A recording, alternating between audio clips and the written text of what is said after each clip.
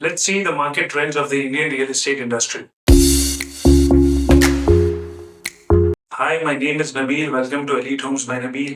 आज मैं आपको बताऊंगा एक समरी में कि इंडियन रियल एस्टेट मार्केट में क्या चीजें हो रही हैं। हम 5 पॉइंटर्स कवर करूंगा मैं आज और आई होप मेरा एक्सप्लेनेशन आपको पसंद आएगा।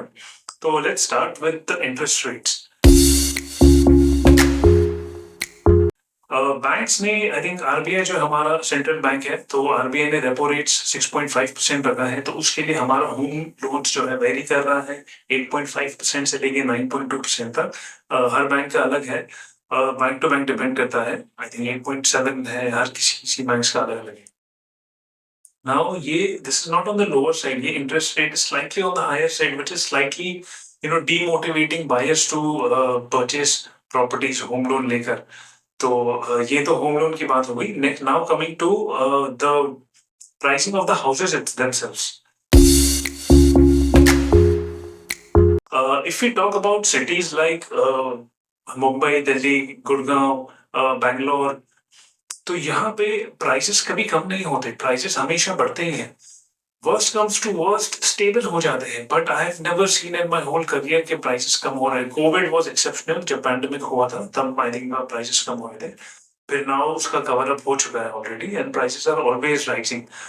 If we talk about small towns, तो स्मॉल टाउन्स में इतना जब जब तक कोई मेजर इंफ्रास्ट्रक्चर प्रोजेक्ट या कोई फैक्ट्री या फिर कोई बड़ी इंडस्ट्री कोई सेटअप नहीं होती तब तक वहां के प्राइसेस इतने जल्दी नहीं बढ़ते हैं, बहुत स्लोली स्लोली इंक्रीज होते हैं।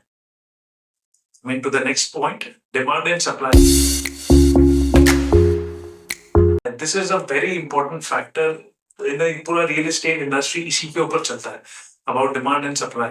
Now demand and supply में if we talk about mid level या affordable housing, तो उसकी डिमांड हमेशा हाई रहती है। लग्जरी सेगमेंट्स में आपको आई थिंक हमेशा आपको सरप्लस मिलेगा, supply would be in abundant. But जो अफोर्डेबल हाउसेस है या मिड लेवल है जिनके प्राइसेस कम होते हैं, उनकी demand is always high. RERA,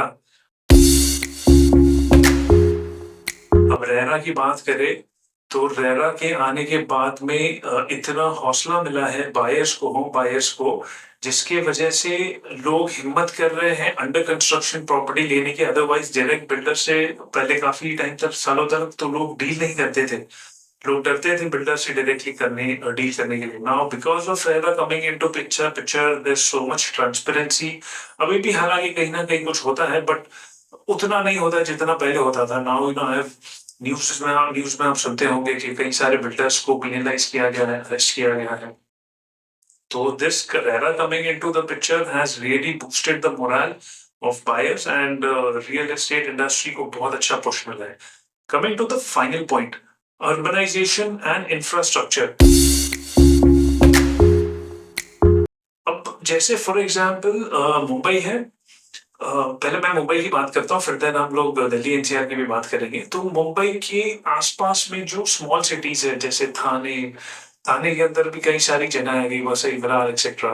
फिर नवी मुंबई आ गई, नवी मुंबई अभी नवी मुंबई जो न्यू मुंबई का ये लोग ने डेवलपमेंट किया है, दैट इज, तो I think Navi Mumbai is world's largest planned city. तो कनेक्टिविटी जब इतनी स्ट्रांग हो गई है because of infrastructure projects, metros पहुंच गए हैं, तो उन जगह उन लोकेशंस का भी रियल एस्टेट इंडस्ट्री डेवलप हो गई है। वहां पे भी अच्छी अच्छी बिल्डिंग्स आ रही कई जगह पे। आई थिंक थाने, नवी मुंबई आप जाकर देखिए तो थाने में, तो थाने डोंबिवली भिवंडी वो साइड पर, because metro station are coming up there, उसकी वजह से वहां के प्राइसेस भी बढ़ गए हैं। वहां पे तो टाउनशिप्स आ रहे हैं जिसमें दो दो हजार फ्लैट्स, दो दो हजार यूनिट के फ्लैट्स वो लोग बना रहे हैं। And that is I think maybe currently they are at very affordable level, but somebody who's staying in Mumbai doesn't want to stay there, but अगर किसी का बजट कम है तो फिर वहां पर जा सकते हैं। And similarly I think Delhi में भी ऐसे ही है। दिल्ली में गुड़गांव, आई थिंक गुड़गांव तो खत्म हो गया, now it is very developed. Gurgaon में भी कई सारी ऐसी, सॉरी हरियाणा में कई सारे अभी भी ऐसी स्मॉल टाउन्स है जिससे कनेक्टिविटी अच्छी होने के वजह से, रोड अच्छे बनने की वजह से लोग बाहर रह के गुड़गांव आते हैं काम करने के लिए, शाम को फिर चले जाते हैं। सेम आई थिंक दिल्ली में, पहले नोएडा भी ऐसे ही था, नोएडा में कोई डेवलपमेंट नहीं थी बट बिकॉज इंफ्रास्ट्रक्चर प्रोजेक्ट्स आ गए, इसीलिए लोग नोएडा रह के दिल्ली आके काम करके फिर रिटर्न चले जाते हैं।